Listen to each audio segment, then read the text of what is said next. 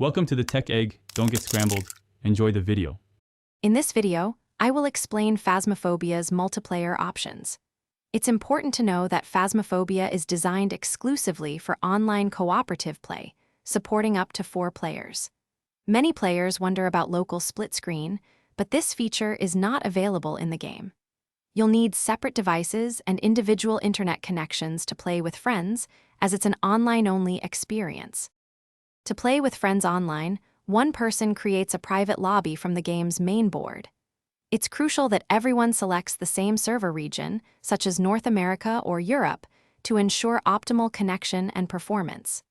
The host will then receive a unique 6-digit code. Share this code with your friends, and they can easily use it to join your private game and start ghost hunting together. Many games offer local split screen, but Phasmophobia does not. This design choice means each player needs their own copy of the game and a separate device, whether it's a PC or console.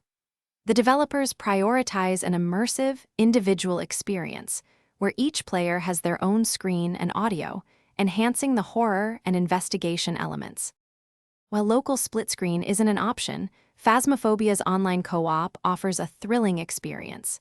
Effective communication, whether through in-game voice chat or external applications, is vital for success. Work together to gather evidence, identify the ghost, and complete objectives across more than 10 diverse haunted locations. It's a truly terrifying and rewarding team effort. Thanks for watching. Consider subscribing if I helped unscramble your problems.